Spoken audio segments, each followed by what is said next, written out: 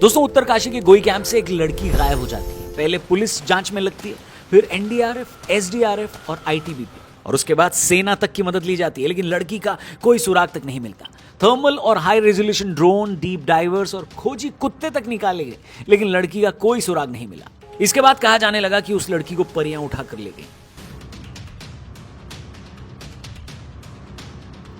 पूरा मामला क्या है, कहां गई बबीता पांडे, आइए जानते हैं। ऐसा लग रहा है कि जो हमारा प्रशासन है वो खाली मिसिंग वो देख रहा है, मिसिंग कंप्लेंट देख रहा है, बट उनको कम से कम एक दो चांसेस और हैं कि किडनैपिंग का या कुछ और भी केस है, उनको उसमें भी थोड़ा ध्यान देना चाहिए।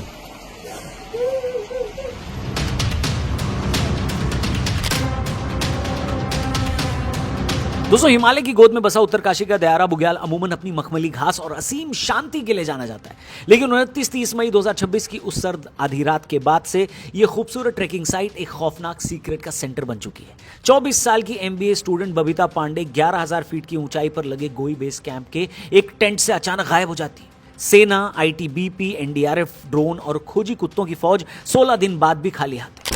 17 दिन बबीता अभी तक गायब। आखिर कोई सुराग क्यों नहीं? ना बबीता का बैग मिला, ना मोबाइल। जितनी तलाश उतने सवाल। 17 दिन यानी 400 घंटे से ज्यादा का वक्त, लेकिन बबीता पांडे अभी भी लापता है। साइंस एंड टेक्नोलॉजी जहां आकर घुटने टेक चुके हैं, वहीं से सोशल मीडिया और इंटरनेट के गलियारों में सस्पेंस और थियरीज का एक ऐसा ताना बाना बुना जा रहा है जो किसी डार्क थ्रिलर सिनेमा की स्क्रिप्ट जैसा मालूम होता है। अब इसको लेकर कई थियरीज चल रही हैं। सबसे पहले जानते हैं कि बबीता है कौन। 24 साल की बबीता एक स्टूडेंट थी जो करियर में बड़े सपने लेकर देहरादून के एक पॉपुलर इंस्टीट्यूशन से एमबीए की पढ़ाई कर रही थी। नेचर से शांत लेकिन अपने फैसलों पर अडिग रहने वाली बबीता को एडवेंचर और ट्रैकिंग का बेहद शौक था। इस ट्रिप पर उसके साथ गए दोस्त हरमनपाल और हरमनप्रीत भी उसके कॉलेज सर्कल से जुड़े हुए थे। दोनों दोस्त दिल्ली एनसीआर के रहने वाले और अक्सर वीकेंड ट्रिप्स पर साथ जाया करते थे। सोशल मीडिया पर उनकी दोस्ती की तस्वीरें एक आम कॉलेज ग्रुप जैसी दिखती हैं, लेकिन पुलिस हिरासत में हुई पूछताछ के बाद अब जांच एजेंसियां इनके पुराने आपसी रिश्तों, किसी पॉसिबल कंट्रोवर्सी या कॉलेज में हुए किसी पिछले मनमुटाव के एंगल्स को खंगाल रही है, ताकि गायब होने की असली वजह का सुराग मिल सके। अब इस मिस्ट्री की शुरुआत उस तंबू से होती है, उस टेंट से होती है जिसमें बबीता अपने दोनों दोस्तों हरमनपाल और हरमनप्रीत के साथ ठहरी थी। दोस्तों के मुताबिक रात के सन्नाटे में गाने की आवाज को लेकर बबीता से उनकी तीखी बहस हुई और वो गुस्से में टेंट से बाहर निकल गई। लेकिन सोशल मीडिया इसी थ्योरी पर सबसे बड़ा सवाल या निशान खड़ा कर रहा है। इंटरनेट पर लोग पूछ रहे हैं कि कड़कड़ाती ठंड, घने अंधेरे और वायलेंट जंगली जानवरों से भरे इस अनजान इलाके में कोई लड़की महज एक मामूली बहस के बाद अकेले बाहर कदम कैसे रख सकती है? और अगर वो गई भी तो उसके दोस्तों ने उसे रोकने की जहमत क्यों नहीं उठाई? इस थ्योरी ने पुलिस को भी सोचने पर मजबूर किया, जिसके कारण दोनों दोस्त इस समय हिरासत में। अब पुलिस ने इनको हिरासत में लेने के पीछे रीजन और बेस क्या बताया? जब पुलिस ने दोनों से अलग अलग कमरों में ले जाकर पूछताछ की कड़ाई से, तो उनके बयानों के टाइमलाइन और इंसिडेंट्स में कुछ मिसमैचेस नजर आए। सोशल मीडिया पर भी यह सवाल उठा कि आधी रात को इतनी ऊंचाई पर किसी लड़की को अकेले जाने देना नॉर्मल ह्यूमन नेचर नहीं है, जिसने पुलिस के शक को गहरा दिया। इसके बाद बबीता के भाई और परिवार ने दोनों दोस्तों पर सीधा आरोप लगाया कि वो कुछ छुपा रहे हैं। परिवार का मानना था कि यह महज एक गुमशुदगी का मामला नहीं है, बल्कि बबीता के साथ कैंप में कुछ गलत हुआ है या उसे किडनैप किया गया है। परिवार के इन सीरियस एलिगेशंस के आधार पर पुलिस पर तुरंत कार्रवाई का दबाव बढ़ा।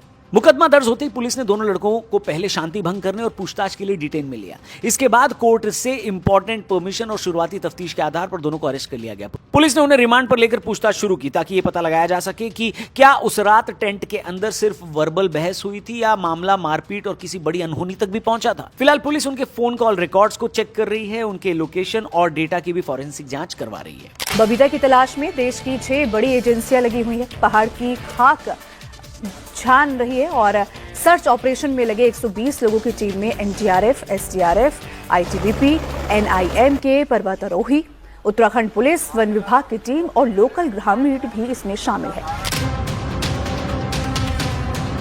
बबीता के गायब होने के बाद के 16 दिन उत्तराखंड के इतिहास के सबसे बड़े और पेचीदा सर्च ऑपरेशंस में से एक रहे हैं। शुरुआत के पहले और दूसरे दिन लोकल पुलिस और उत्तरकाशी के गाइड्स ने आसपास के रास्तों को खंगाला, लेकिन कोई सुराग न मिलने पर तीसरे दिन एसडीआरएफ और एनडीआरएफ की टीमों ने मोर्चा संभाला, जिन्होंने गोई कैंप के पास की झील और दलदली इलाकों में डीप डाइविंग भी शुरू की। छठे दिन से आईटीबीपी और भारतीय सेना के खासकर माउंटेनियर दस्ते ने कमान संभाली, जिन्होंने थर्मल इमेजिंग कैमरों और हाई रेजोल्यूशन वाले ड्रोन की मदद से 15 किलोमीटर किलोमीटर के दायरे की एक चट्टान और खाई को स्कैन किया। 11वें दिन सेना के खोजी कुत्तों यानी स्निफर डॉग्स को टेंट के पास लाया गया, लेकिन लगातार गिरते टेम्परेचर और हल्की बर्फबारी के कारण वो भी किसी निश्चित दिशा में जाने में नाकाम रहे और 16वें दिन तक ये पूरा ऑपरेशन एक सस्पेंसफुल डेड एंड पर आकर रुक गया।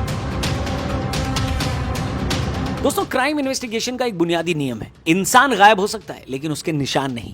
बबीता के मामले में यही नियम टूट गया। एडवांस ड्रोन कैमरों ने पूरी घाटी को खंगाला है, खोजी कुत्तों ने चप्पा चप्पा सूंघा है, लेकिन बबीता का न तो कोई कपड़ा मिला, न जूते का निशान और न ही कोई सामान उससे जुड़ा। अब इसके बाद कई सारी मल्टीपल स्टोरीज पर बात हो रही है। दोस्तों, पहले ये समझते हैं कि जिस दयारा बुग्याल की बात हो रही है वो है क्या। सी लेवल से लगभग 11,000 फीट की ऊंचाई पर सिचुएटेड दयारा बुग्याल का गोई बेस कैंप अपनी बेदाग नेचुरल सुंदरता के साथ साथ बेहद मुश्किल और अलग तरह के जियोग्राफिकल प्लेस के लिए जाना जाता है।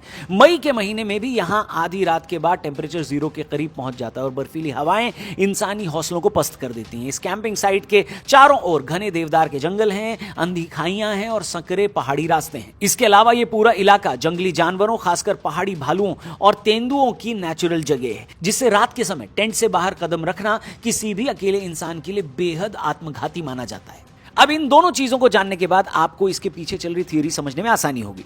अगर हम साजिश की थ्योरी को दरकिनार कर दें तो दयारा बुग्याल का ज्योग्राफी अपने आप में किसी खलनायक से कम नहीं है। ये थ्योरी एक ये भी चल रही है दोस्तों कि गुस्से और अंधेरे के घालमेल में बबीता हो सकता है रास्ता भटक गई हो, बिना टॉर्च के चलते चलते हो सकता है उसका पैर फिसल गया हो और वो किसी गहरी अंधी खाई में समा गई हो, या फिर उस खामोश झील के दलदल ने उसे हमेशा के लिए अपने अंदर खींच लिया हो। यही रीजन है कि पिछले कुछ दिनों से रेस्क्यू टीमों के डीप डाइवर्स उस ठंडे पानी के अंदर बबीता की तलाश कर रहे हैं। इसके बाद सिस्टम की लापरवाही की भी बात चल रही है। दोस्तों, इस सस्पेंस में एक नया ट्विस्ट तब आया जब जांच में पता चला कि जिस ट्रैकिंग एजेंसी के भरोसे ये लोग पहाड़ पर चढ़े थे वो एक बड़ा फ्रॉड कर रही थी। उस एजेंसी ने बबीता और उनके दोस्तों का सरकारी पोर्टल पर रजिस्ट्रेशन ही नहीं कराया था। उन्हें फर्जी परमिट और जाली स्टिकर थमा दिए गए थे, ऐसा बोला जा रहा है। सोशल मीडिया पर इस एडमिनिस्ट्रेटिव लूप होल को लेकर भी भारी गुस्सा है लोगों में। इस अंधेर गर्दी और करप्शन ने यह भी छिपा दिया है कि उस रात उस कैंप के आसपास क्या कोई संदिग्ध लोग भी मौजूद थे। कहीं उन्होंने तो इस कंडीशन का फायदा उठाकर बबीता को गायब तो नहीं कर दिया। ये सारी बातें सोशल मीडिया पर चल रही हैं। अब यहां तक तो फिर भी लॉजिक की बात हो रही थी, लेकिन इसके बाद जो बातें हो रही हैं वो लॉजिक कम और कहानियां ज्यादा लग रही हैं। जब इंसान के बनाए सारे लॉजिक, पुलिस की थ्योरी और साइंस की मशीनें नाकाम हो जाती हैं ना दोस्तों, तो पहाड़ों का सदियों पुराना फोकलोर जिंदा हो जाता है। पुरानी कथाएं सामने आने लगती हैं। इंटरनेट के एक हिस्से और लोकल गांव वालों के बीच इस समय सबसे ज्यादा चर्चा आंचरी यानी वन देवियों मतलब परियों के एंगल की है। उत्तराखंड में अक्सर लोक परियों और वन देवियों की कहानियां चर्चित रही हैं, उनकी मान्यता भी रही है। लोकल लोगों और सोशल मीडिया यूजर्स का कहना है कि दयारा बुग्याल और गोई के घने घास के मैदानों और जंगलों को परियों का वास माना जाता है। पहाड़ी लोक कथाओं के अनुसार ये परियां सुंदर लड़कियों, चटक रंग के कपड़ों और उसमें भी लाल या पीले और तेज खुशबू की तरफ अट्रैक्ट होती हैं। सोशल मीडिया पर कुछ लोग अंधविश्वास और मान्यताओं को जोड़ते हुए यह कह रहे हैं कि शायद बबीता के साथ भी हो सकता है ऐसा कुछ सुपरनैचुरल हुआ हो जिसके कारण उसका कोई नामो निशान ही नहीं मिल रहा। एक थ्योरी यह भी बोली जा रही है, कही जा रही है कि पहाड़ी रास्तों पर रात के समय लोग अक्सर डिसओरिएंटेड हो जाते हैं, जिसे लोकल भाषा में परियों या हवा का चक्कर कहा जाता है।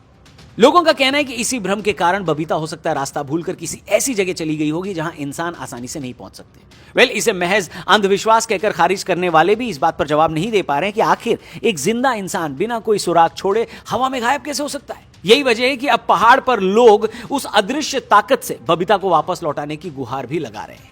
इन पहाड़ की परियों के बारे में, इन कहानियों के बारे में हमसे डिस्कस किया था हमारे एक पॉडकास्ट में वाइल्ड लाइफ एंथुसियास्ट विवेक अवस्थी जी ने। उनके साथ वाला पॉडकास्ट बहुत पॉपुलर हुआ है, लोगों ने बहुत एंजॉय किया, देखा, बहुत सारी नई जानकारी उनको मिली। इस पॉडकास्ट का लिंक मैंने डिस्क्रिप्शन में दिया है। उन परियों की कहानियों के बारे में भी आप इस पॉडकास्ट में सुन सकते हैं, विवेक अवस्थी ने जो बोला है। फिलहाल इस वीडियो में आगे बढ़ते हैं। सोशल मीडिया पर कुछ पोस्ट ये भी दावा कर रहे हैं कि लोकल लोग और परिवार अब ट्रेडिशनल पूजा पाठ करवाकर बबीता का पता लगाने की कोशिश कर रहे हैं, ताकि अगर कोई दैवीय मामला हो तो पता चल सके और सॉल्यूशन भी मिल सके।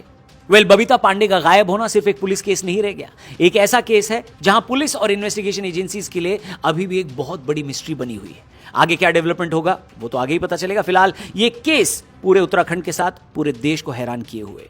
इस बारे में आपकी क्या ओपिनियन है, क्या राय है? सोशल मीडिया पर आप इस केस के बारे में क्या पढ़ रहे हैं और आपको क्या लगता है क्या हुआ हो सकता है? कमेंट करके अपना ओपिनियन जरूर शेयर करना और इस केस के बारे में आप क्या सोचते हैं कमेंट करके जरूर लिखना। चैनल को जरूर सब्सक्राइब करना। जल्दी मिलते हैं। जय हिंद।